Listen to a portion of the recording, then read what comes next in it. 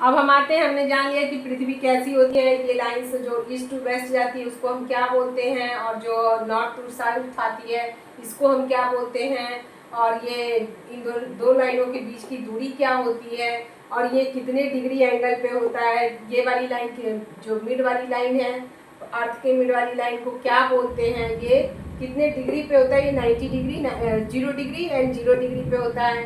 और ये इधर कितने टोटल लाइंस जाते हैं, लॉन्गिट्यूड, ये टोटल जाते हैं 180, और इधर कितने आते हैं प्राइम मेरिडियन लाइन के इधर 180, तो 180 180 360 हो गए इस तरह। और हर लाइन के बीच की दूरी कितनी होती है, 1 डिग्री, 1 डिग्री 1 मिनट का मार्जिन रखता है।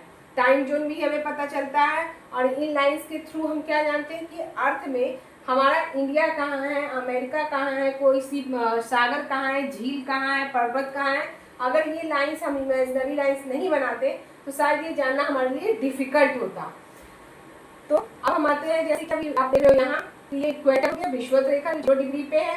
अब इसके ऊपर जब हम जाते हैं 23.5 डिग्री नॉर्थ, तो हमें क्या देखने को मिलता है, ट्रॉपिक ऑफ कैंसर देखने को मिलता है, यानी कर्क रेखा।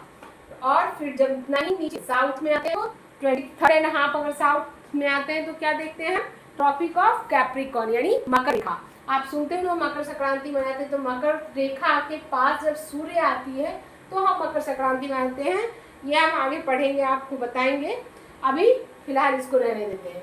उसके ट्रॉपिक ऑफ कैप्रिकॉर्न के नीचे एक लाइन जो 66.5 डिग्री पे होती है, वो अंटार्कटिक सर्कल होती है, व्रत होती है, अंटार्कटिक व्रत बोलते हैं। और ट्रॉपिक ऑफ कैंसर के ऊपर जो होती है वो आर्कटिक, कल मैंने बाय मिस्टेक अंटार्कटिक लिख दिया था, वो मैं अभी चेक किया तो मैंने ठीक किया इसको, आर्कटिक सर्कल है ये।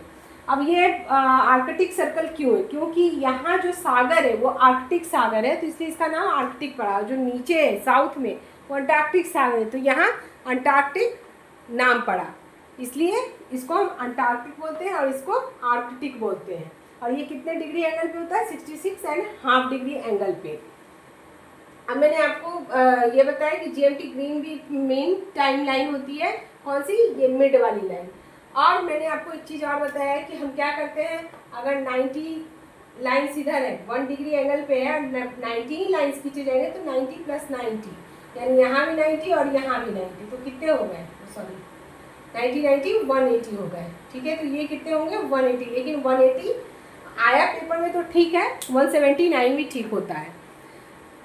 तो अब जैसे कि हमने बोला डायरेक्ट, अगर हमें ये लाइंस नहीं पता होती, डायरेक्शंस नहीं पता होते, तो हम